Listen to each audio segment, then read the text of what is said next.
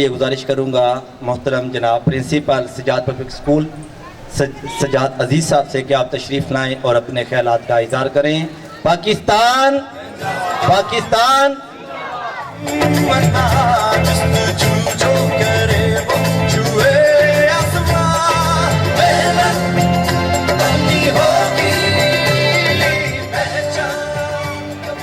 अस्सलाम वालेकुम वरहमतुल्लाहि वबरकात।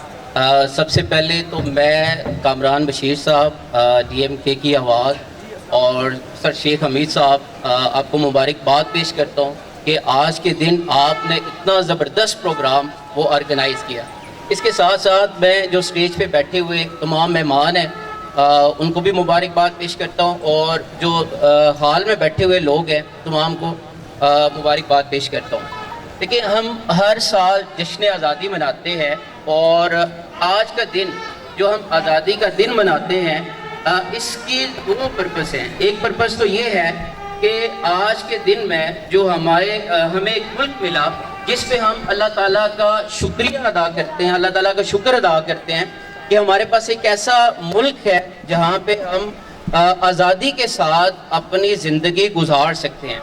अब इस मुल्क को हासिल करने के लिए हमारे बुजुर्गों ने बहुत सारी कुर्बानियाँ दी, अपनी जान की कुर्बानी दी, अपने माल की कुर्बानी दी और अपनी इज्जतों की कुर्बानी दी। आज अगर आप किसी भी छोटा सा कोई कारोबार हो, किसी का छोटी सी किसी की दुकान हो, अगर आप उसको कहें कि अपना वो कारोबार दाव पे लगाए तो वो कभी भी नहीं लगाएगा।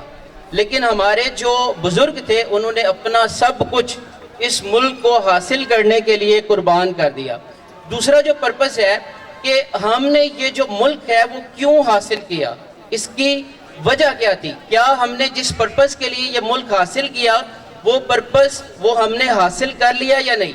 इसका पर्पस ये था कि हमारे पास एक ऐसा वतन हो, ऐसी जगह हो जहाँ पे हम माशी तौर पे आज़ाद हों, जहाँ पे हम मजहबी तौर पे आज़ाद हों और माशरती तौर पे आज़ाद हों। आज अगर आप किसी इंसान से मिलें, आप उससे पूछें कि तुम्हारे हालात कैसे हैं, वो कहेगा बड़े अच्छे हालात हैं। आप अगर उससे पूछें तुम्हारा ज़िंदगी का मियार कैसा है, तुम्हारा कारोबार कैसा है, तो वो कहेगा मेरा कारोबार बड़ा अच्छा जा रहा है। पहले छोटा सा एक घर था, अब 2 घर हो गए, 3 घर हो गए। आप पहले गाड़ी नहीं होती थी, अब 2 गाड़ियाँ हो गई हैं, 3 गाड़ियाँ हो गई हैं। लेकिन अगर आप उससे पाकिस्तान के बारे में पूछेंगे कि पाकिस्तान के क्या हालात हैं, तो वो बोलेगा कि पाकिस्तान के हालात बड़े ख़राब हैं। अब देखिए ये कितनी एक अजीब सी बात है कि एक घर के अंदर अगर 6 अफराद हो तो 5 अफराद के हालात बड़े ठीक हों, एक फ़र्द ऐसा हो जिसके हालात पहले से ही ख़राब हो चुके हों। असल में इसकी जो वजह है, बदकिस्मती के साथ जो हमारे असातिज़ा हैं, जो हमारे वालिदैन हैं, वो बच्चों को इनफरादी तौर पे तैयार कर रहे हैं, वो अपने लिए तैयार कर रहे हैं, वो मुल्क और कौम के लिए तैयार नहीं कर रहे। सो आज का जो ये दिन है इसका पर्पस ये है कि आज हमने एक अहद करना है अपने साथ कि हमने अपनी ज़ात के अलावा इस मुल्क के बारे में भी सोचना है। गो कि आज बड़ा मुश्किल वक्त है, बुरे हालात हैं, लेकिन आप ये देखें जब आपके घर में बुरे हालात आते हैं तो क्या आप घर छोड़ के चले जाते हैं? कभी नहीं। आज मुल्क के हालात मुश्किल हैं, मुल्क को छोड़ के नहीं जाना। मेरे उस्ताद मोहतरम कहते हैं कि वतन वो जगह है जहां इंसान दफन होना चाहता है। आप ये देखें, जब भी हर इंसान तनकीद कर रहा होता है, हर इंसान मुल्क के हालात बड़े ख़राब हैं, ये ख़राब हो गया, लेकिन अमली तौर पे खुद कुछ नहीं कर रहा। अब उसमें ये देखें कि हम ये कहते हैं कोई देखे ना देखे, शब्बीर तो देखेगा। आप वासिफ साहब के पास एक शख्स आया, वो कहता है कि मुल्क के हालात बड़े ख़राब हैं। तो वासिफ साहब कहते हैं कि क्या तुमने मुल्क के हालात ख़राब किए?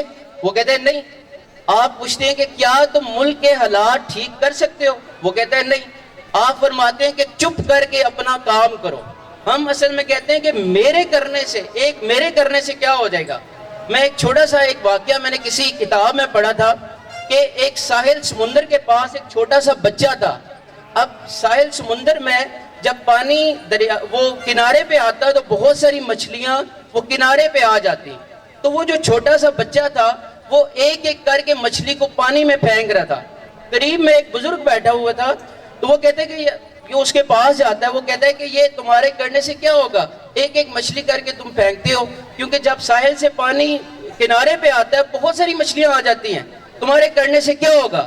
تو وہ بچہ جو ہے وہ ایک مچھلی کو ہاتھ میں اٹھاتا ہے، پکڑتا ہے اور اس کو جب سمندر میں پھینکتا ہے تو ایک جملہ کہتا ہے، وہ کہتا ہے اس کو تو فرق پڑا نا۔ تو آج کا جو دن ہے، کیونکہ یوم آزادی کا دن ہے، ایسا ہو نہیں سکتا کہ جس نے ہمیں یہ ملک لے کے دیا اس کا ذکر نہ کیا جائے۔ کتابوں میں بے شمار ان کے واقعات ہیں۔ میں ایک آخری واقعہ آپ کے سامنے پیش کروں گا۔ آپ کو پتہ ہے کہ جو ہندو ہے وہ ایک چالاک قوم ہے۔